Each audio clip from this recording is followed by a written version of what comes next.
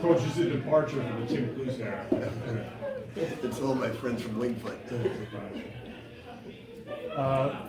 you want to talk first, or do you want to start? Well, what I told the team, we started out the game taking a few bad shots, and what I tried to explain to them at halftime is that I used the analogy of when we were in a national championship run in the Final Four. I said Wichita State's the best defensive team in the country, and we're not going to get them to play our style of play, so you've got to be better defensively, because you're not going to get a chance to get on the break like you want to every day in practice. Then, obviously you play Michigan, you're going to be up and down. So I said, you must be the better defensive team in the second half, and they were brilliant, because they shot 35% from the field and 13.6 from three, and they play a lot like Alabama. It's paint touch, shoot threes, and we shoot 59% in the second half because we moved the basketball. So I thought they made great adjustments. I thought that Casey Stanley, my assistant coach, he's an Iona grad, did a brilliant job of scouting. We've been prepared. We knew how good this team was. We've been preparing since Greece. Believe it or not, we were running their offenses because it's so difficult. So we tried to figure out in their conference with 8 returning players, let's schedule them. Like you all witnessed, certain teams win by 40 or 50. We scheduled Liberty because we felt they were going to win their league. We scheduled Harvard because Harvard and Yale were picked 1 and 2. So we tried to do that to get us ready for good offensive teams and good defensive teams. And tonight they were a very good offensive team and a very good defensive team.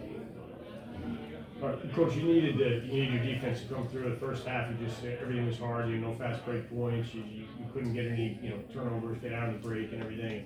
You had foul trouble with Elijah and Tyson and guys like that. Is this going to be the style that you guys play, or is it just the product of your opponent? Or what? It's tonight. Look, we're a racehorse team, and when you play Virginia, when you play a ball control team, you're not going to be able to play your style. So you got to adjust and be the better defensive team. I mean, I struggled with Virginia when I was at Louisville all the time because we couldn't adjust to their style. So tonight we adjusted to that style, and we were a hell of a defensive team, and we challenged every three-point shot. They didn't get a good look from the three-point line. Even the ones they made were under duress. And that's guys really focusing in at the defensive end. Obviously, you have a very similar team to last year. You have a new backcourt. What do you think of the way that I don't think there's any similarities between this team. Well, I mean, your personnel, but with Elijah and Tyson, new backcourt. Well, when I say that, last year we had no bench. This year we can go 12 deep.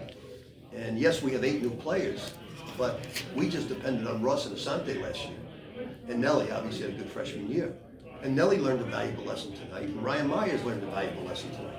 Ryan's got to learn not to play like James Harden and move without the basketball because teams are going to focus in on him.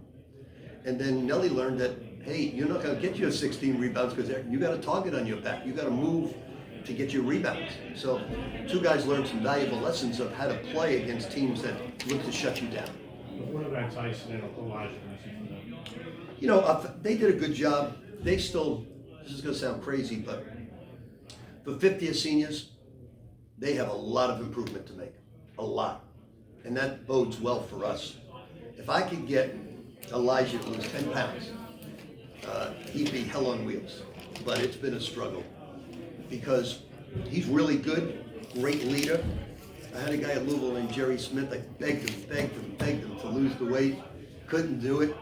He's over in Greece now playing professional basketball. Every time I see him, he said, Coach, I wish I would have listened to you. I would have been so much quicker and so much better. So I gotta get him down to 186, 187 from 194, and I gotta get Tyson just to understand certain things defensively. But he was a hell of a player tonight. And Elijah had broken nose now he was wearing the. Yes. Where'd that happen? Practice. Practice. Yeah. Now he's got a. It's really. I mean, it's not like a little fracture. It's broken. Yeah. And he's a tough kid though. He's a great leader, tough kid, and. When you're 6'3" and 6'4" in the backcourt, and Walter Clayton, who this wasn't his style of game tonight.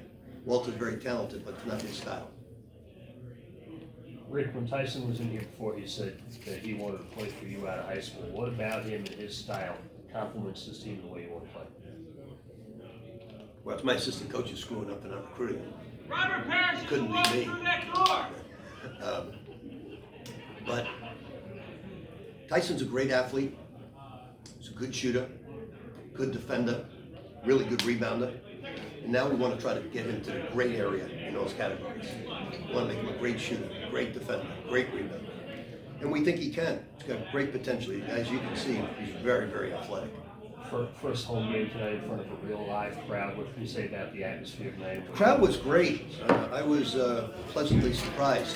The crowd was great, alive, and we'll probably sell out against Harvard. But these guys have worked very hard to get to this point, and the schedule's terrific. We're going to keep playing Kevin great McHale's not teams. walking through that door.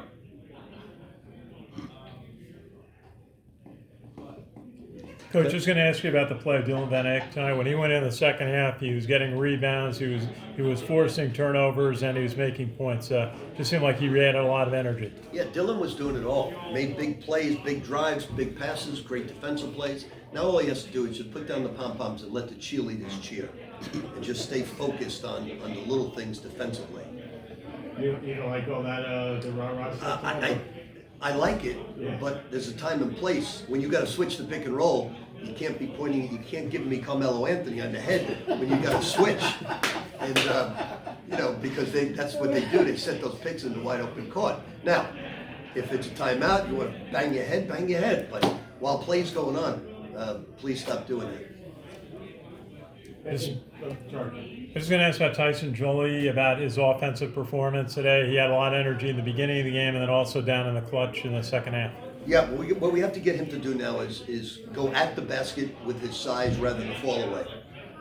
He's got a nice fade away in the post, but now we got to get him to post up smaller guards and go around him and score. But he was terrific. I'm so happy with this defense right now because this is not the way we play. We're trying to push it 4 seconds. We're trying to get up and down. And the guys in the first half got extremely frustrated with this style of play. And that's why we said, look, we're not going to win our style of play. This is a veteran team with 4 seniors. They're not going to let you play fast. They know if they play fast, it's going to go against their grain and they're in trouble. They were extremely well coached and disciplined. Rick, Parker played a good amount of minutes tonight. He gave me a little bit of contributions back in the spring. Obviously, you had some guys in that lineup and stuff. Do you expect him to be? He's like your 7th, 8th man tonight. Do you expect him to be? Yeah, Parker. Obviously, Barrick is still not in great shape. He just came back a week ago, and he's missed over 2 months.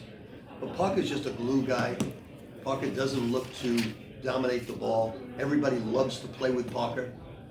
If you were at the New York Athletic Club and you're playing 4-on-4 and it's winners out, you don't want to leave the court, you're picking Parker because you know he's going to keep you on the court. So he's very valuable. He's a good defensive player. He blocks out. He does all the little things. Anything else? Thank you, guys. Thanks, sir.